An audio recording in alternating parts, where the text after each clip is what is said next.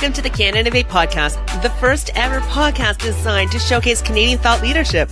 These innovators share industry insights, entrepreneurial best practices, lessons learned, and other tips that we can incorporate right into our lives, our careers, and our businesses.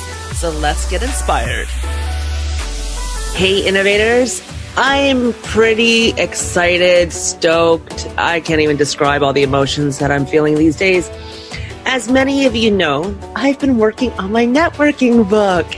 And boy, that's been a journey of ups and downs.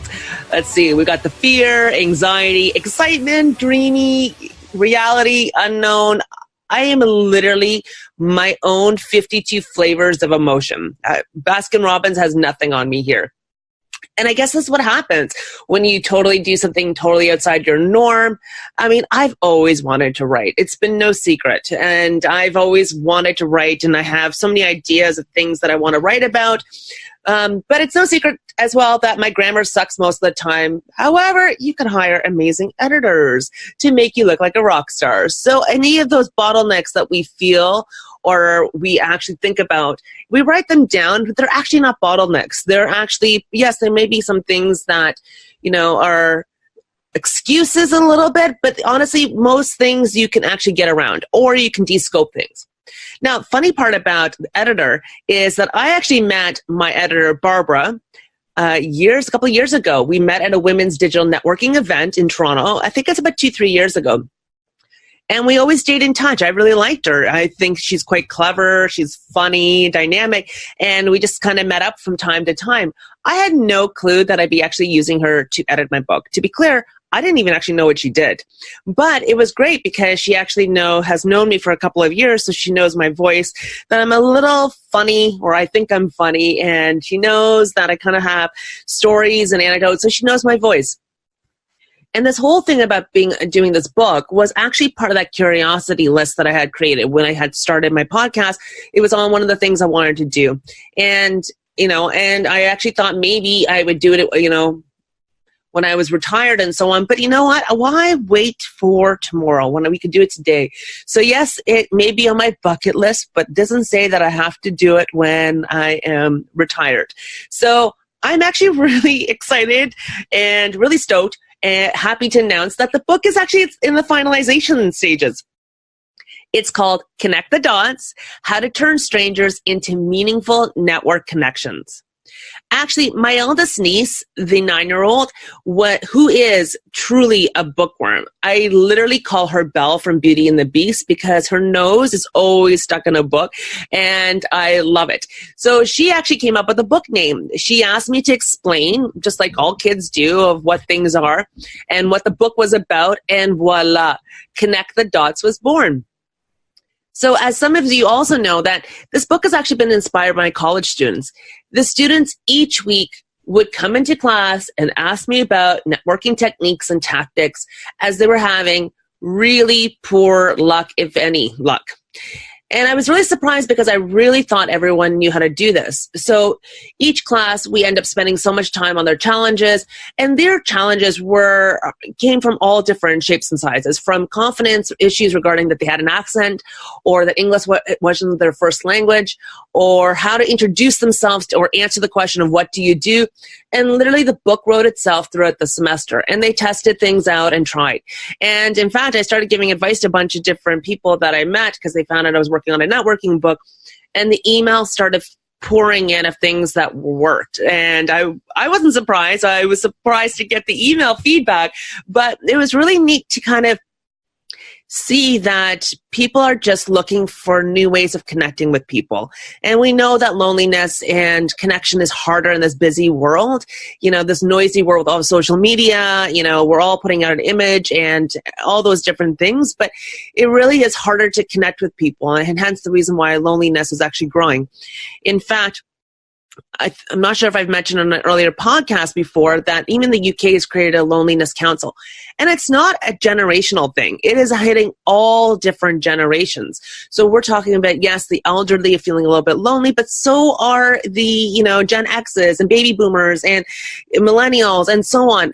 It's hitting all different areas, In fact, one of the groups, companies I'm trying to get on the podcast is they have created a friendship bench. And this bench is for young kids in grade school to sit on there if they are feeling lonely. Yeah, young kids in grade school feeling lonely. They have no one to eat lunch with. They have no one to play with at recess. They have no one to talk to. And so now some of the schools are putting this bench in there, so if someone sits there, kids have another level of emotional intelligence to see someone and say, hey, you want to play with us, or what's going on, and connect with them. And it really kind of made my brain kind of melt and heart melt, obviously. And that's why I was like, this human connection and how to network is kind of really disappeared over the ages of what it's about. And honestly, yes, everyone's about hustling and all this stuff, but networking is really about relationship building, and relationship building does take time. When you first meet somebody, you don't offer them 10 grand because you trust them automatically, right? Or when you move into a new neighborhood and meet a new neighbor, you don't offer to ask them to borrow your car or babysit your kids. It takes time to get to know people. And so the goal and the intent of the book is to bring back the fun and ease into networking and building relationships. Ultimately, it's just a mechanism to meet really cool and interesting people. Yep, I said it. Just a mechanism to meet cool and interesting people. And right there should take away a lot of pressure, anxiety about making small talk. So this book actually teaches people and individuals techniques about how to build with the natural ease of networking. Too many people hate networking, and yet it's a necessity of life. And honestly, we all know that no one gets ahead in life without a little bit of help. I definitely have used lots of help, and I am so thankful for all the acquaintances and connections I've made, and really their feedback and advice. I love it. The objectives of the book are really, like I said, techniques to meet more interesting people. So it takes out that stress and anxiety. How to craft a great introduction that really makes people intrigued into you. I know that sounds kind of weird, right? And hard, but it's not actually. It's actually a mechanism for you to avoid rhyming off your entire CV and resume or relationship history. Yep, we all know people that do that, and we all kind of clue out and, roll our eyes a little bit because it's just so much information. We only take 7 seconds to make a lasting impact. So yes, I teach you how to craft a great intro that makes people more curious about you. I've got icebreakers for all different aspects of your life, and they are not cheesy. They are easy to use, and I have been using them for decades. Wow, I think I'm aging myself again. And I've been using them because networking, even when we started at Accenture, they taught us how to build relationships and how to connect with people and talk to strangers. So I've been using and perfecting my craft forever. In fact, a lot of my friends that have known me for quite some time, they will tell you I know how to make friends anywhere I go, and I talk to way too many people. Sometimes they even ask me not to talk to too many people because they want to spend time with me. But I can't help it. I love meeting people, and I love their stories. So yeah, I've got icebreakers for all different aspects of your life that are really super not cheesy. They're easy to use, and you can use them. I have used them for dating. I have used it to build relationships, whether it's for business. I have used this just to kind of, when I see somebody shy and I don't know how to get them out of their shell, I have used it in so many ways. So that'll be really fun. So it totally removes the stress of the small talk. I talk about different networking approaches and tactics. And this also includes not just face-to-face, but also social media. Not everyone lives in a big city. And in this digital world, we have to recognize you don't need to be everywhere. I have tons of people I've met from a digital space that I've never met face-to-face.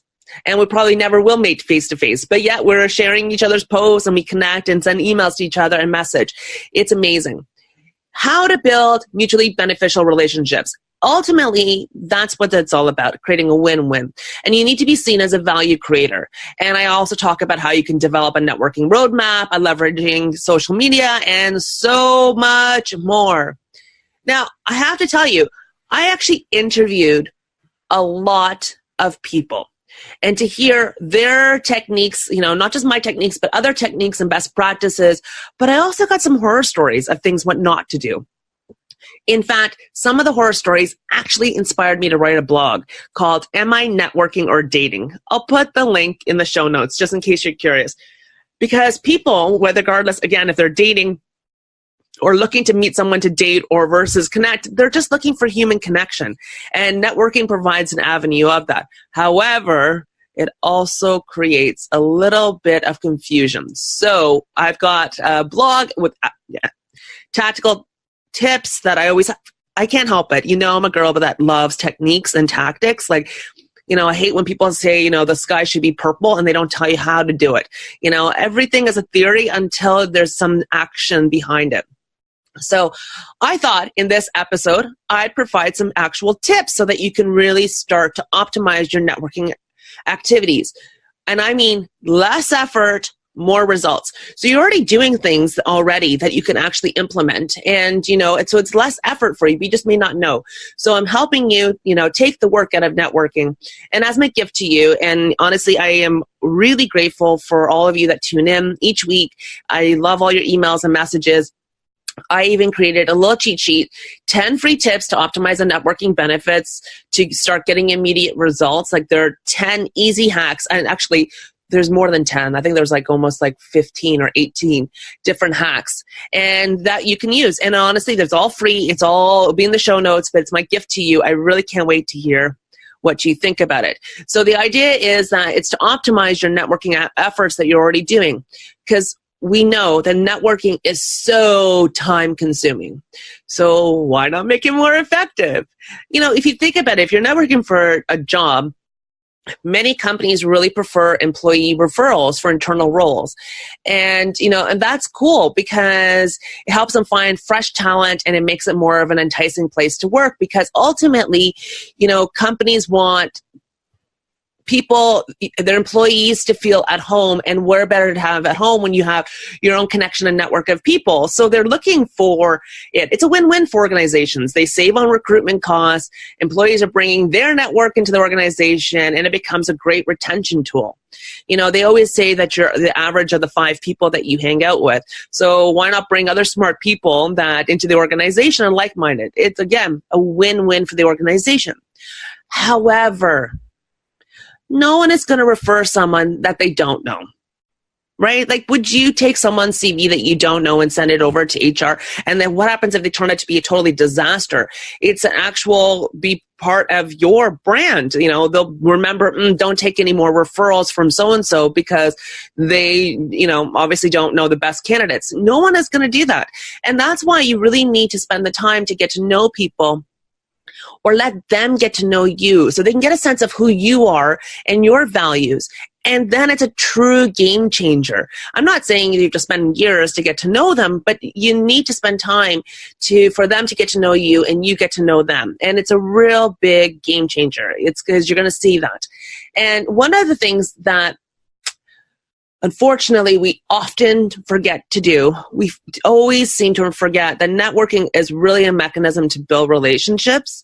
And we need to let people get to know us, like us, and trust us before, we introduce others to, their network or our network, right? There's a reason why we compartmentalize friends, because we don't think certain friends are going to mix and match, So it takes time to kind of see which one will kind of gravitate and move into the different thing and not create drama for you, because nobody needs drama.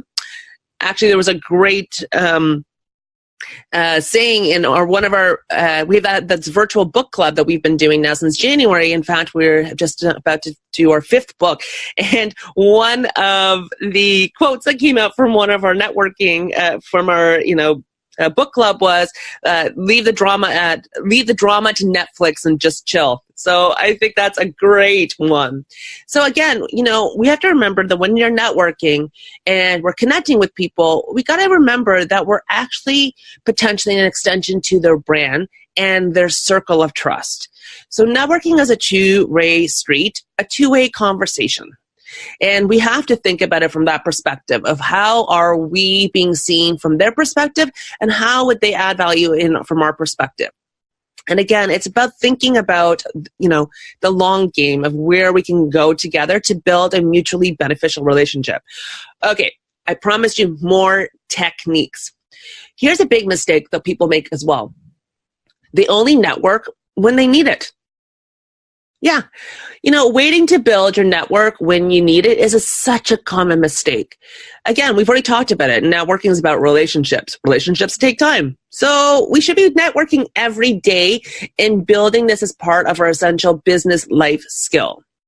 So here's a simple way you can do it. So whether you're at work or whether you sit in a workspace with other, strange companies, eat lunch with different people. You could totally brown bag it. I'm not saying go out and buy lunch and don't buy them lunch. I'm just saying, offer, say, listen, I'm going to grab a coffee. I was just wondering if you want to grab a coffee with me. I'd love to see what you're up to. Or you're eating lunch with, a couple of coworkers and you happen to be, say, you're in the marketing department. And so you decide to eat lunch with the finance person. It's a different person, different perspective. So you could be networking just in terms of your own existing relationships, and you could be doing it at work. I always used to say that it's amazing how many people we connect with, and then it shows, the same company over and over. But then when they leave the company, they are a valuable networking connection because now they've opened up a door to a whole new ecosystem they may not be aware of. Here is another big common mistake. Asking for something too soon. So this goes back to my early point about when you meet someone for the first time, do you ask if they could babysit your kids for the weekend? No. You don't ask if they could borrow their car, and you don't ask if you could borrow money, right? It's asking for something too soon is very frustrating for the other person, and you'll get labeled as an opportunist. I think we could all think about a couple people in our world that we see that do that all the time. And opportunists kind of feel like, almost like a used car salesperson. So remember, you have to start by giving before receiving in order to build trust and rapport. So really, truly practice your active listening skills and become curious about them before you ask for things. Provide value. Now, when someone's talking about, oh, my kid is totally into architecture, she's only 12 years old, and you happen to know a really cool kids architecture book, send it to them. It doesn't have to always be about work-related stuff, about providing value. It's just about understanding what's important to them and how you can, help them with that. They're small things. And honestly, people really connect with people when they feel like they're being heard. Think about all the fights that you've had with your boyfriend, girlfriend, partner, whoever. It's because they did not hear you, right? So think about it. So becoming an active listener is a total way to really help things.